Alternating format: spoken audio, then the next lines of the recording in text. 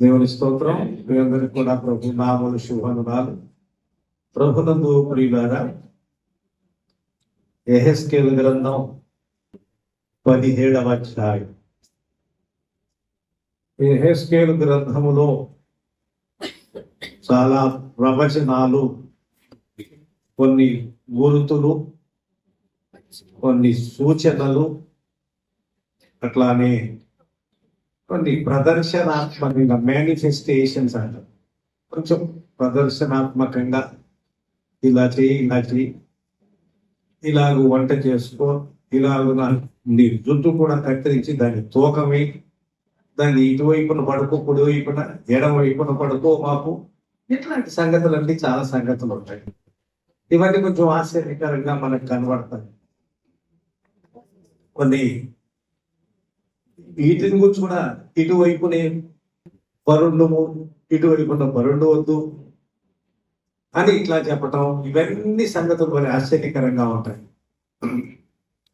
వాటి యొక్క ఉద్దేశం లేకపోతే ఆ సంగతులన్నీ దేవుడు రాయించి అది.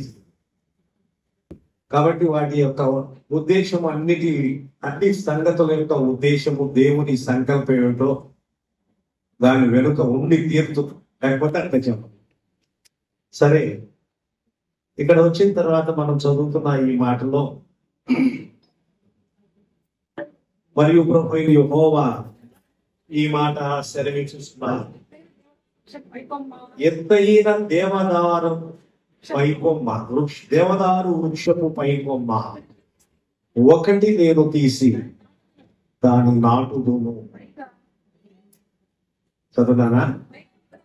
పైగా ఉన్న దాని శాఖలలో నేను లేత దానిని త్రుంచి అత్యున్నతమైన పర్వతము మీద దానిని నాటుదును. ఇశ్రాయేలు దేశములోని దానిని నాటగా శాఖలు విడిచి బహుగా ఫలించి శ్రేష్టమైన దేవదారు చెట్టు నగును. అప్పుడు సకలమైన జాతుల పక్షులన్నీ వచ్చి దాని మీద నివాసం చేస్తాయి, గూళ్ళు కట్టుకుంటాయి అని ఇలాంటి మాటలు మనం చూస్తాం. ప్రాముఖ్యంగా ఈ చెట్లు, దేవదారు వృక్షములు, చెట్లు, ఇలాంటి సంగతులన్నీ దేవదారు వృక్షమును కూర్చిన సంగతి. ఇవన్నీ ఎందుకు చెప్పాల్సి వచ్చింది అంటే, చాలా సంగతులు ప్రవచనములో అలంకారిక భాష ఉంటుంది. అలంకారాల్లో కొన్ని మళ్ళీ చాలా రకాలు ఉంటాయి. మెటఫారికల్ లాంగ్వేజ్ అంటాం, అలంకారిక భాష ఉంటుంది. ఉపమానములు ఉంటాయి. ఉపమానములో చాలా రకాల ఉపమానాలు ఉంటాయి. ఉపమానంలో మళ్ళీ రకరకాలైన ఉపమానాలు ఉంటాయి.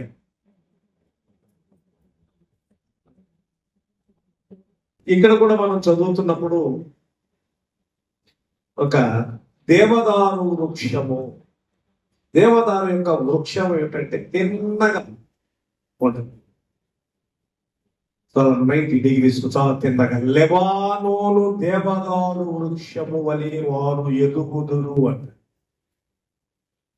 దేవుని యందు భయభక్తులు కలిగిన వారు లెబానోను దేవదారు వృక్షము చాలా తిన్నగా పెరుగుతుంది. గనుక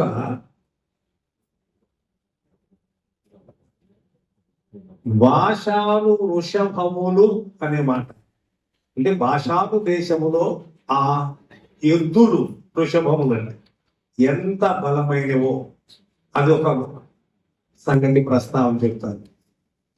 లెబానోను దేవదారు వృక్షములు చాలా తిన్నగా ఎదుగుతాయి. కాబట్టి ఇక్కడ ఒక మాట చెప్తున్నారు, ఇది ఏదో చెట్లను గూర్చి ఒక లేత కొమ్మను నేను ఇశ్రాయేలు అత్యున్నతమైన పర్వతం మీద నాటేది లేత కొమ్మ.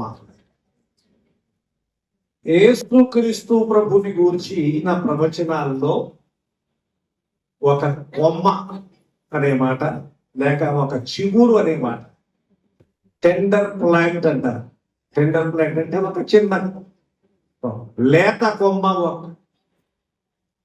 యెషయా గ్రంథం 53వ అధ్యాయం చదివితే యేసు ప్రభువుని గూర్చిన ప్రవచనంలో ఆయన లేత గడ్డి వలె లేత మొక్క వలెను ఎండిన భూమిలో పుట్టిన అమ్మా ఎండిన భూమిలో పుట్టిన మొలిచిన మొక్క వలెను ఆయన అతని ఎదుట పెరిగి సొగసైనను స్వరూపమైనను ఆయనకి లేదు అని. కాబట్టి ఇక్కడ ఈ 3 వచనాలు 22, 23, 24 వచనాల్లో ఒక అద్భుతమైన దేవుని యొక్క కృప ఏంటో మనకు అర్థం అవుతాం. బ్యూటిఫుల్ గాడ్స్ సోవరెన్ గ్రేస్, దేవుని యొక్క సార్వభౌమైన కృప ఏంటో మనకి అర్థమవుతాం. ఏంటంటే దేవుడు ఒక వాగ్దానం చేస్తున్నాడు. ఏమిటండి? ఒక లేత మొక్క ఒకటి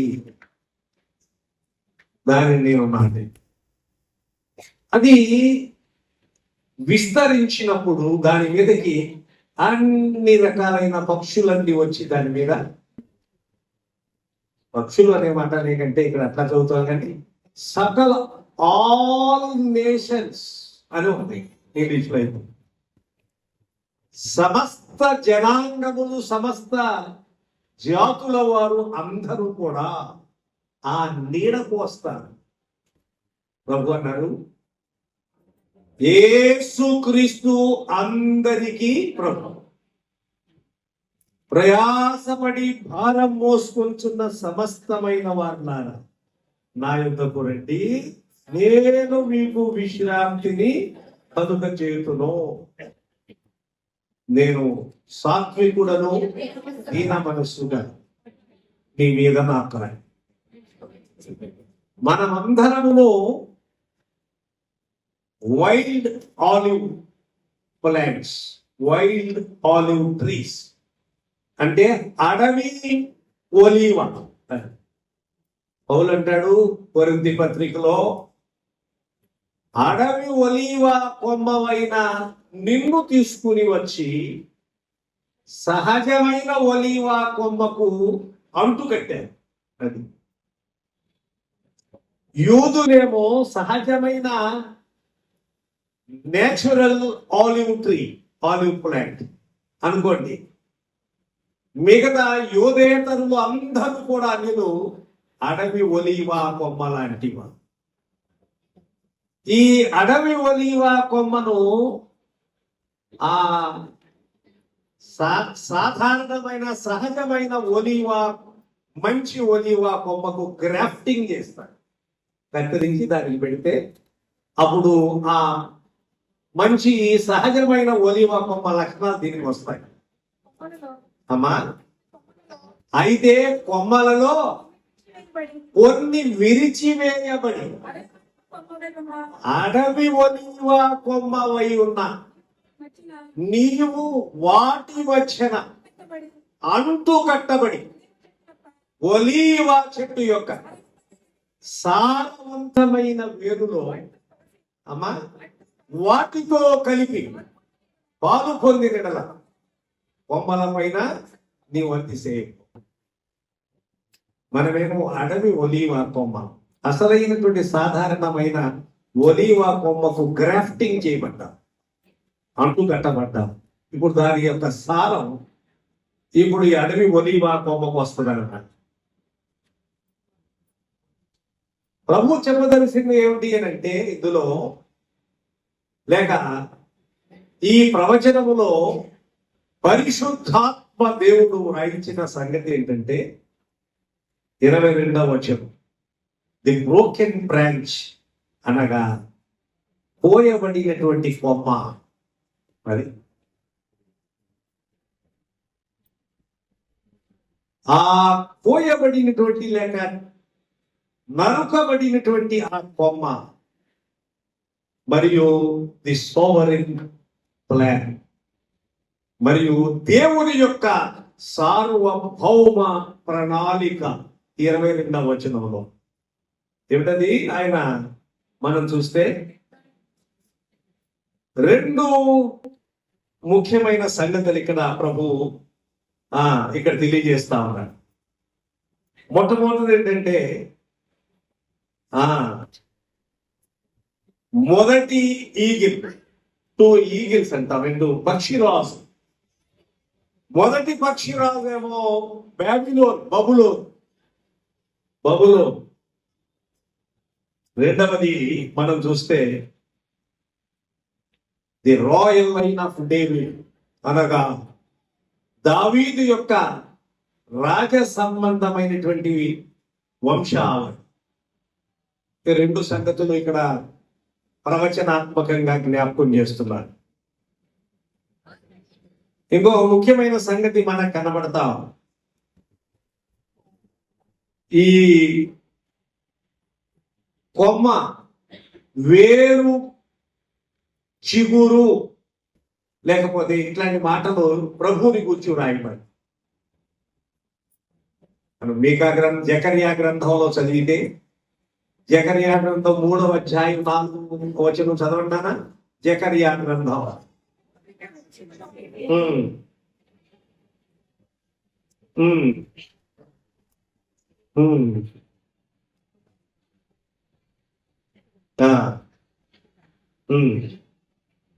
తను 4వ అధ్యాయం 3వ వచనం చదవండి. మరియు 2 ఒలీవ చెట్లు దీపస్తంభమునకు కుడి ప్రక్కను ఎడమ ప్రక్కను ఒకటి కనబడుచున్నది. నా ఏలినవాడా, నాతో మాట్లాడుచున్న దూతను అడిగింది. నాతో మాట్లాడుచున్న దూత ఏమిటని నీకు తెలియదా అని నన్ను అడుగగా, ఇక్కడ ఒక బలిపీఠం దగ్గర ఒలివ చెట్లు కనబడుతున్నట్లుగా మనకు కనబడుతుంది. దూతను అడుగుతున్నప్పుడు ఇది ఏమిటి అని అడుగుతుంటే, ఇదేమో నీకు తెలీదా అని ఆయన అడుగుతున్నాడు. దాని గురించి తర్వాత వివరం దాని కిందకు వచ్చినాక మనం చూస్తున్నాం. మరి ప్రాముఖ్యంగా ఈ ఉపమానం యొక్క ఉద్దేశం ఏమిటి, సందర్భం ఏమిటి? The context of the parable. ఉపమానం యొక్క ఉద్దేశం ఏమిటంటే 17వ అధ్యాయంలో మనం చదువుతున్న ఈ మాటల ప్రకారంగా, ఒక కొమ్మ నేను యెరూషలేము పర్వతము మీద నేను దానిని నాటెదను, అది బహుగా విస్తరించి దాని మీద కాబట్టి సకల జాతుల పక్షులు, 2 ఈగిల్స్ అండ్ వైన్ అన్నమాట, 2 పక్షిరాజు. The first eagle Babylon crop the top of the cedar.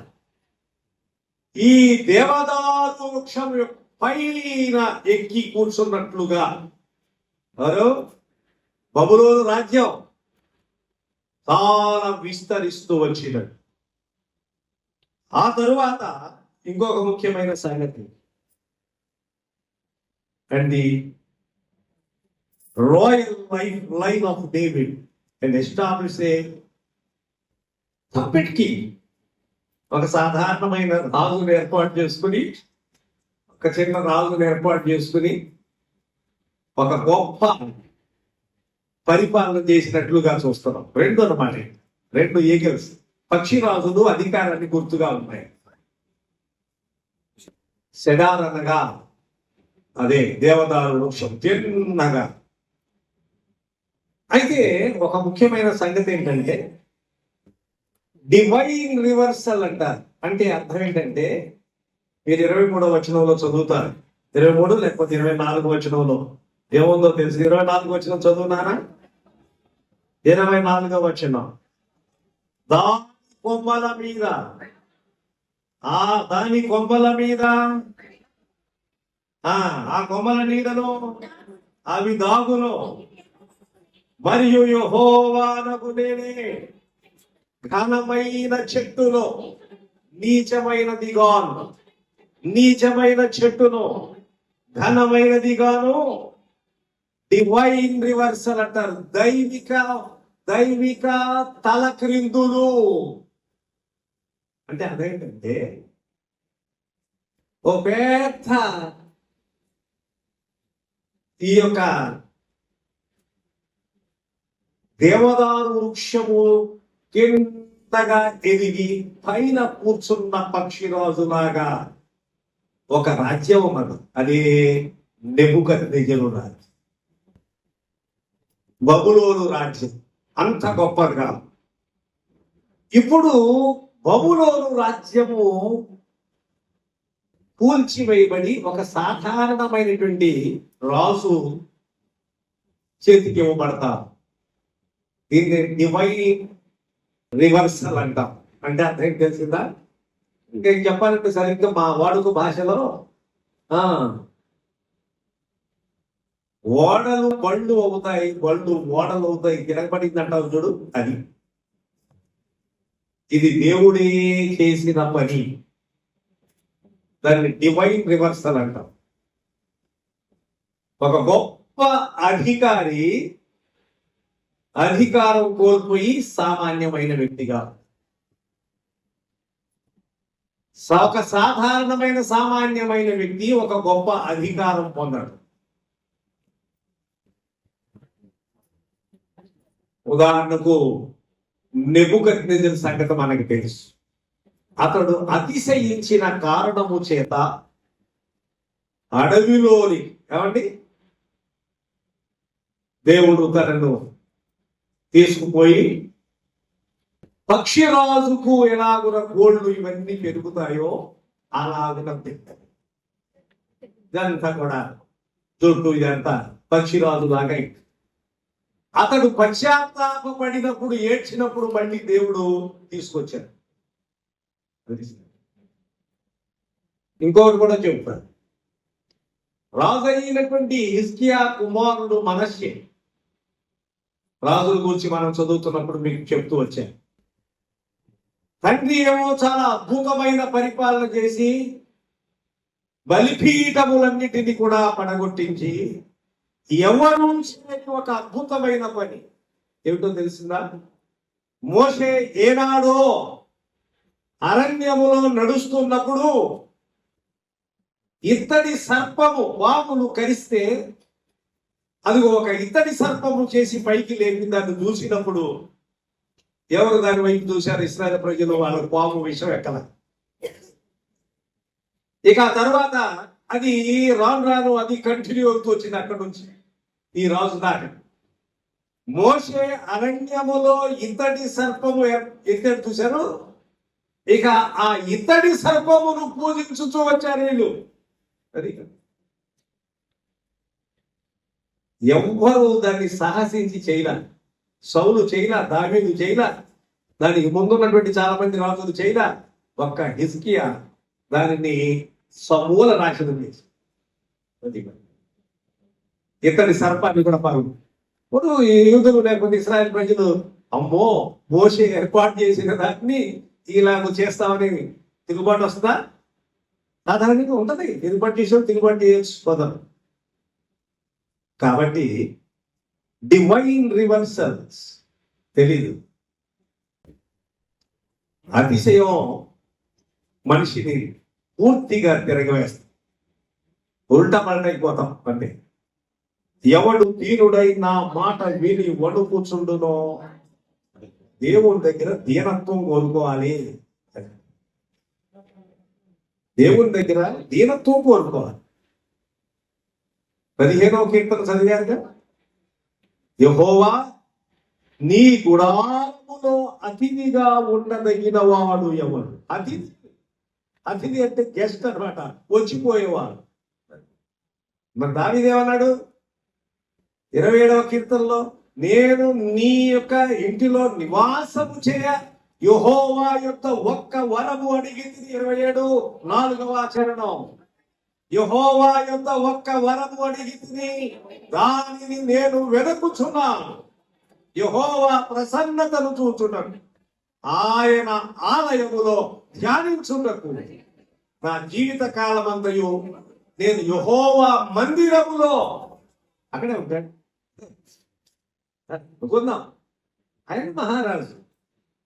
పరిపాలన, రాజకీయ సంబంధమైన వ్యవహారములు, హడావుడి అన్నీ ఉంటాయి, యుద్ధాలు, శత్రువులు అన్ని. ఈయనేమన్నాడు, నేను మందిరములో నివాసం చేద్దాం అనుకుంటున్నా.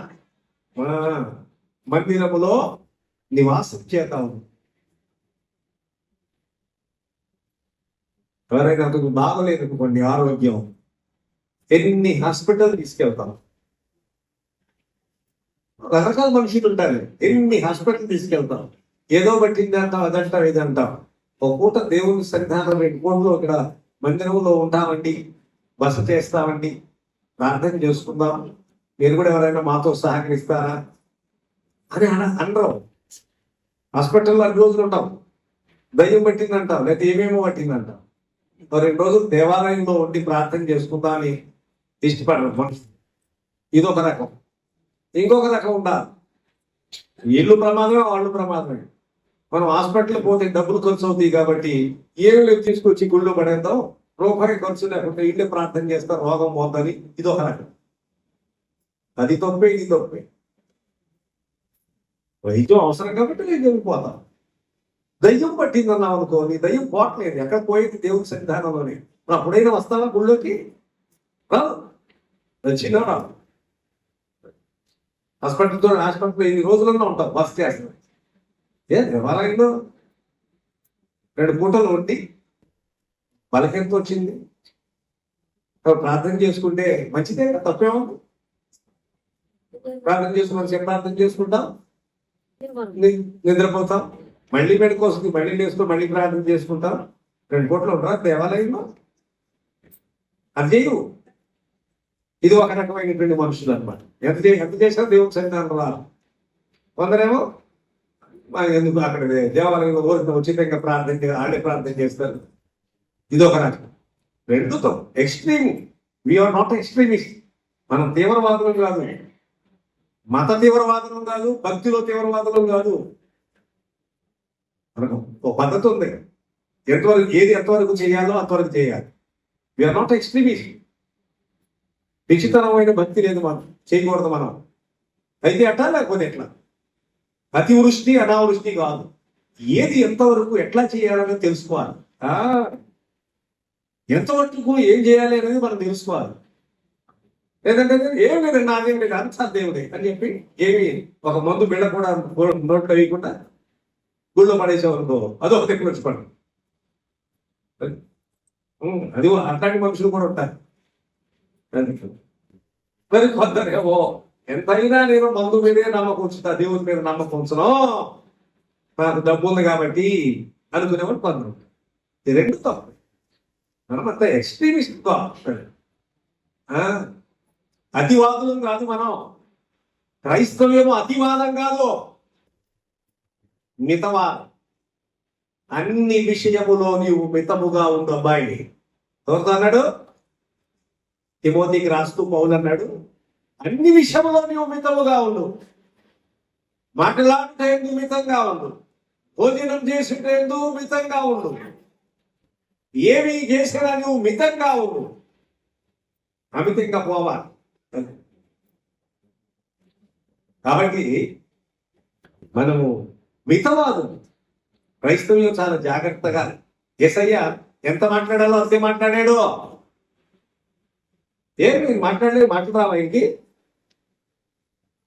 ఆయన దగ్గర ఆయన అధికారులు నిలబెట్టినప్పుడు ఆయన ఏం మాట్లాడలేదు? నువ్వు యూదుల రాజువా? నేను యూదుల రాజుని అని చెప్పాడా? నువ్వేమన్నావు ఇప్పుడు? అదే పో, నువ్వు అన్నట్టే. ఏంటి నేను మాట్లాడట్లేదు ఏంటి? మాట్లాడు, ఎంత మాట్లాడదు అంతే మాట. మనం కూడా ఊరికనే అతివాదం పనికిరాదు. క్రైస్తవ్యం అతివాదం కాదు, చాలా మితవాదం. అది కూడా ఏం మాట్లాడాలో కూడా తెలుసు, అదే మాట్లాడాలి. ఏది పడితే అది మాట్లాడటానికి కుదరదు. మనుషులతో వ్యవహరించున్నప్పుడు, మాట్లాడుతున్నప్పుడు, విశ్వాసులతో మాట్లాడుతున్నప్పుడు, లేకపోతే నమ్మని వారితో మాట్లాడుతున్నప్పుడు, నమ్మిన వారితో మాట్లాడుతున్నప్పుడు, ఎవరితో మాట్లాడుతున్నప్పుడు చాలా జాగ్రత్తగా వ్యవహరించవలసిన వారంగా. కనుకనే ప్రభు 3 ముఖ్యమైన వచనాలు త్వరగా చెప్పలేవారు. 2 ఈగల్స్, 2 రాజ్యాలు ఉన్నాయి. ఒకటేమో దేవదారు వృక్షం చిన్నగా పెరిగి పైకి ఎదిగిపోయిన రాజ్యం లాంటి నెబుకద్నెజరు, బబులోను రాజ్యం, బాబిలోన్ కింగ్డమ్, దానికి రాజు నెబుకద్నెజరు. రెండవదేమో ఒక సాధారణమైన వ్యక్తి. ఇదిగో దావీదు లైనేజీలోంచి రాజవంశంలోంచి వంశంలోంచి వచ్చిన వాడు, ఒక సాధారణమైన వాడు. ఆ రాజ్యం తీసేసి ఈయనకి రాజ్యం ఇవ్వబడి, ఎందుకో తెలిసిందా? ఆయన గర్విష్ఠులైన వారిని సింహాసనం మీద నుండి తీసివేసి దీనులైన వారిని కూర్చుండబెట్టును. అది సార్ సరే, ఆయన గర్విష్ఠులైనటువంటి వారు. ఇప్పుడు మీరు ఇందాక చదువుతున్నా అదే మాట. నేను యెహోవా నీ గుడారములో అతిథిగా ఉండదగిన వాడు ఎవడు? గెస్ట్ అన్నమాట. గుడారములో అతిథి అంటే వచ్చిపోయేవాడు అతిథి. చుట్టాలు అతిథులు పద్దాక అక్కడే ఉన్నారనుకుంటే అతిథులుకో, అంతేగా. అతిథి గెస్ట్ అంటే వస్తారు వెళ్తారు, ఎప్పుడన్నా వస్తా ఉంటారు. మనం దేవాలయమునకు అతిథులం కాదు.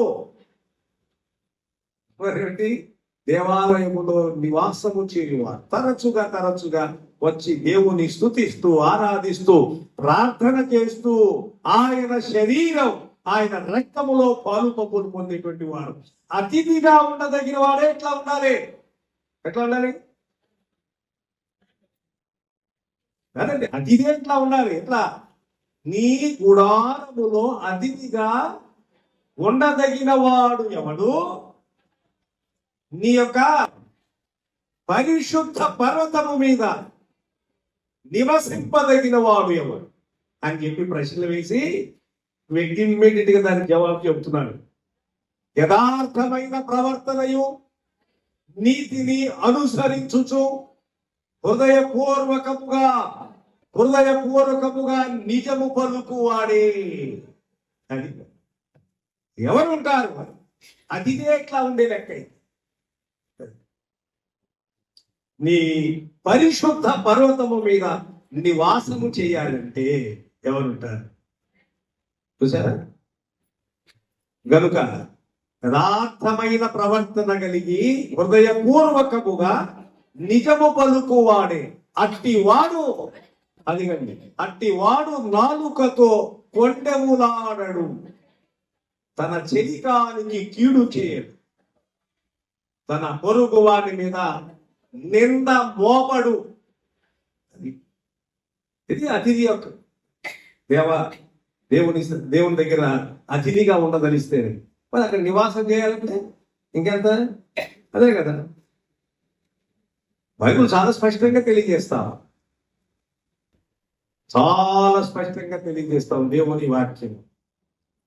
మనము దేవుని గుడారములో, దేవుని ఇంటిలో అతిథిగా ఉండే వ్యక్తి ఇలా ఉండే లెక్కైతే, ఆ పరిశుద్ధ పర్వతం మీద నివసించాలంటే ఇంకెట్లా ఉండాలి? ఇంకా చాలా జాగ్రత్తగా ఉండాలి. అదే కాదు, we should more and more careful. అంతే. 22వ వచనంలో ఏం చదువుతున్నాం? త్వరగా చెప్పండి.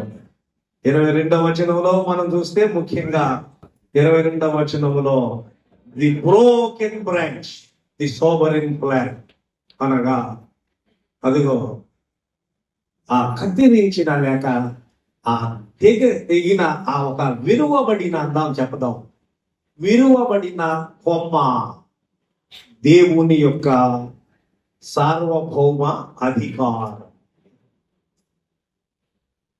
విరువబడిన ఒక కొమ్మ. యేసు ప్రభుని గురించి కూడా మనం అటు చెప్పుకోవచ్చు, తప్పేమి. ఆయన కూడా ఒక లేత కొమ్మలాగా ఆయన ఎదిగాడు. ఆయన దగ్గరకు సకలమైన జాతుల వారందరూ కూడా నివాసం చేసుకోవటానికి, గూళ్ళు కట్టుకోవటానికి ఆయన దగ్గరికి వస్తారు. సకల జాతులు, all nations. This broken branch became as a refuse అంటే అర్థం ఏంటంటే సకలమైన జాతులు, సకలమైన జనాంగములకు ఈ యొక్క కోయబడినటువంటి ఆ లేత కొమ్మ ఎలా ఉందంటే ఒక ఆశ్రయముగా ఉంది. ఆశ్రయముగా మారి దావీదంటాడు, నీవే నా ఆశ్రయం, నీవే నా యొక్క దుర్గము, నీవే నా కోట, నా శైలం. ఇలాంటి పదాలు అన్నీ ఒకటే సమానంగా అర్థం ఉండే లెక్క అయితే, అన్నీ ఒకటే అయితే అన్ని మాట చెప్పక్కర్లా. కొంచెం ఒకదానికి ఒకటి ఏమో దగ్గర అర్థం ఉంటుంది, అదే సమయంలో దేని అర్థం దానికే ఉంది. అందుకే చెప్పాల్సి వచ్చింది. యెహోవా నా ఆశ్రయము, యెహోవా నా దుర్గము, యెహోవా నా కోట, నేను నమ్ముకొనదగిన సహాయం. ఇలాంటి మాటలు మాట్లాడి త్వరగా మనం చూద్దాం. రెండవ సంగతి, రెండవది 23వ వచనములో the exaltation of the remnant. 23వ వచనం, శేషముగా మిగిలి ఉన్నటువంటి వారు ఉన్నారే వారిని దేవుడు హెచ్చించుట. 23వ వచనం ఒకసారి చదవండి. ఇశ్రాయేలు దేశములోని ఎత్తుగల పర్వతము మీద నేను దాని నాటగా అది శాఖలు విరిచి బహుగా ఫలించు శ్రేష్టమైన the majestic cedar represent the Davidic dynasty, అనగా ఈ గొప్ప అద్భుతమైన దేవదారు వృక్షము దేనికి ప్రాతినిధ్యం వహిస్తుంది అని అంటే దావీదు యొక్క వంశావళి, రాజవంశావళి. దావీదు రాజ్యమును గురించి చెప్తుంది. కాబట్టి ఆయన ధీరులైనటువంటి వారు. అందుకనే సౌలును తొలగించి దేవుడు దావీదును రాజుగా చేశాడు. Divine reversal. ఈ మాట భలే ఆశ్చర్యంగా ఉంది. నేను చదువుతున్నప్పుడు ఏంటి మాట అని, రివర్సల్ అనే మాటకి తలకిందులు, ఉల్టా పల్టా అంటావు చూడు. Divine reversal. చాలా ధనవంతుడు దరిద్రుడు అయిపోయాడు, చాలా దరిద్రుడు ధనవంతుడు అయిపోయాడు. ఒక బయట అధికారంలో ఉన్న వ్యక్తి ప్రతిపక్షంలోకి వచ్చారు, ప్రతిపక్షంలో ఉన్న వ్యక్తి అధికారంలోకి వచ్చారు. రివర్సల్. ఏమండి, తెలివైన వ్యక్తి తెలివి తక్కువ వ్యక్తిగా అయిపోయాడు, తెలివి తక్కువ అనుకున్నవాడు బాగున్నాడు. బాగుంది. Divine reversal. దేవుడే తలకిందులు చేస్తాడు, ఉల్టా పల్టా. కారణం ఏంటో తెలిసిందా? ఎందుకనంటే నెబుకద్నెజరు విషయంలో ఏం జరిగింది? మనష్షే, రాజైన మనష్షే విషయంలో అదే జరిగింది. అతన్ని గొలుసులతో బంధించి తీసుకెళ్లి చెరలో పెట్టారు. మళ్ళీ పశ్చాత్తాపడినప్పుడు తీసుకొచ్చారు మనష్షే. ఒకటే కారణం, 24వ వచనంలో అల్టిమేట్ గా దేవుని the reversal of human status. 24వ వచనం, దేవుడు మానవుని యొక్క స్థితిని తిరిగి తలకిందులు చేసేవాడుగా ఉన్నాడు. అది కొన్నిసార్లు మనం చాలా సంతోషంగా ఉంటాం, ఏమో దుఃఖమయం కావాల్సి వస్తుంది.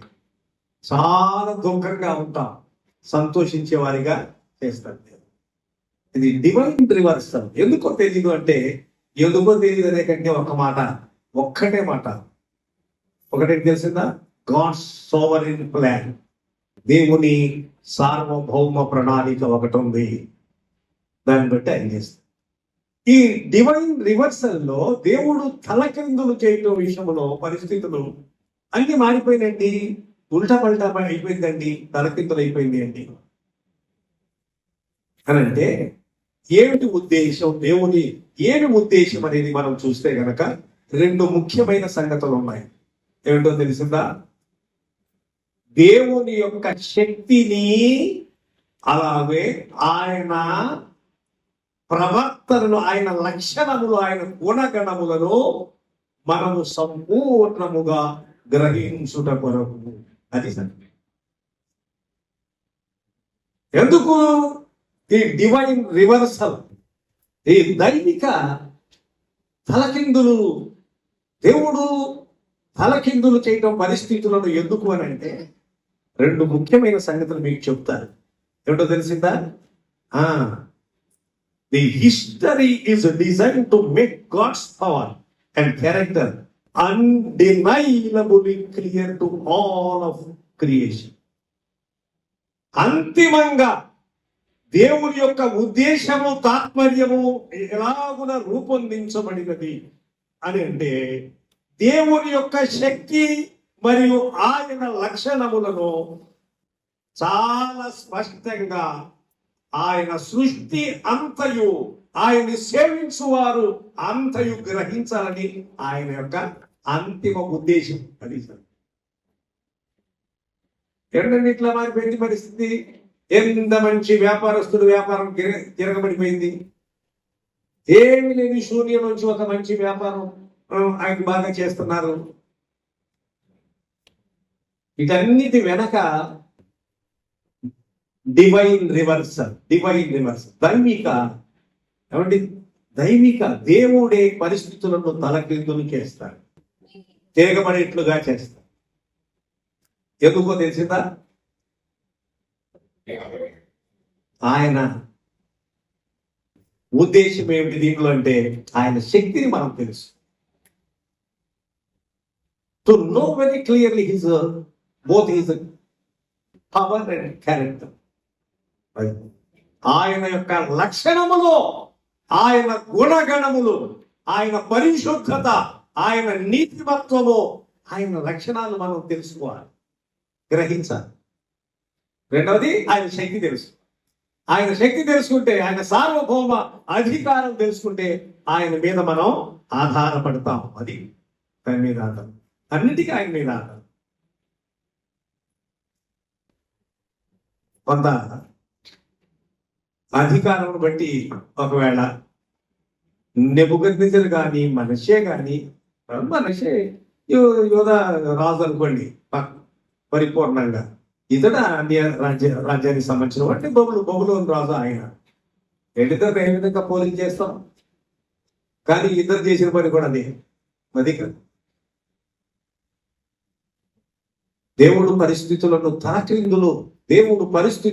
తలక్రిందులు ఎందుకు చేస్తున్నాడు, చేయటానికి అనుమతిస్తున్నాడు అని అంటే ఏమిటండి పరిస్థితులన్నీ తలక్రిందులైపోయినాయి ఏమో అని అంటే, to know ultimately God's plan and purpose is none other than, which is a very important, that to know very clearly His power and character. ఆయన శక్తి లేకపోతే ఏమనుకుంటా 8వ అధ్యాయం 2వ కాండములో మేము భాగ్యము సంపాదించుకొనుటకు మా సామర్థ్యం నీ సామర్థ్యమా? మనిషి ఏమన్నాడు? 90వ కీర్తనలో చదువు. 90వ కీర్తనలో కనుక చదివితే ఎంత సామర్థ్యం ఉందో, మనిషి యొక్క ఉనికి ఏమిటో. నానా, మా ఆయుష్కాలమంతయు 70 సంవత్సరము, అధిక బలమున్నాయన 70 సంవత్సరము అయినను వాటి వైభవము అది ఆయాసమే, దుఃఖమే. మా దినములన్నీ కూడా ఏమండి మాకు జ్ఞానం హృదయము కలుగునట్లుగా చేయము, మా దినమును లెక్కించుటకు మాకు నేర్పము. కాబట్టి దేవుని దగ్గర దీనత్వము అనేది చాలా ప్రాముఖ్యమైన సంగతి. ఎవడు దీనుడై నా మాట విని వణుకుచుండునో వారిని నేను దృష్టించుచున్నాను.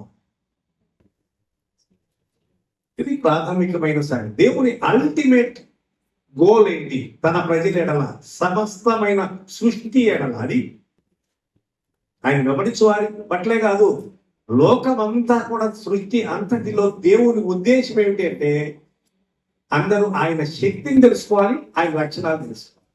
ఈ రెండు తెలుసుకోవాలి. ఆయన గుణగణములు, ఆయన క్యారెక్టర్, ఈ రెండు తెలుసుకోవాలి. ఈ రెండు తెలుసుకోవడానికి ఇంకో మాట కూడా చెప్తున్నాం. పరిస్థితులన్నీ బాగున్నాయి అనుకోండి, ఇక మనం నా బలం, నా శక్తి ఏమనుకున్నాం అనే తత్వం కూడా మనుషులకు ఉంటుంది. అందరూ ఉండకపోవచ్చు, ఉండేవాళ్ళు ఉండవచ్చు. ఒకవేళ బాగా దిగాలు పడిపోయామనుకోండి, అప్పుడు కూడా అట్లాగే ఏమండి, ఎందుకు నాకు ఇంత నష్టం కలుగు చేశాడు దేవుడు, నాకు ఉన్నాడా, ఉండే ఎందుకు నష్టం చేశాడు, అప్పుడు కూడా మళ్ళీ తిరుగుబాటు స్వభావం. కానీ దానికి పౌలు చాలా స్పష్టంగా చెప్పాడు, దీన స్థితిలో ఉండ నిరుగుదును, సంపన్న స్థితిలో ఉండ నిరుగుదును. ఇది నేర్చుకున్నా నేను. నువ్వు పాఠాలు నేర్చుకోకపోతే నేను ఎవరు కొట్టరు, పద్యాలు నేర్చుకోకపోతే ఎవరు కొట్టరు. నేను పాటలు నేర్చుకున్నానండి, ఎవరు ఏమన్నా పాటలు నేర్చుకోలేదని నా దగ్గర వచ్చి ఇన్ని రోజులు వచ్చింది కానీ ఆయన ఏమంటావు రేపొద్దున. పద్యాలు వచ్చా నీకు? పద్యాలు కూడా రావండి. పాటలు ఏమవుతాయి, పద్యాలు ఏమొస్తాయండి? రాకపోతే రాపండి. పద్యాలతో పని లేదు, పాటలతో పని లేదు. ఏమి నేర్చుకున్నాను? పౌలు ఏమన్నాడు? దీన స్థితిలో ఉన్న నేర్చుకున్నా, సంపన్న స్థితిలో ఉన్న నేర్చుకున్నా, ఏ స్థితిలో ఎట్లా ఉండాలో అది నేర్చుకున్నా. అది భక్తి.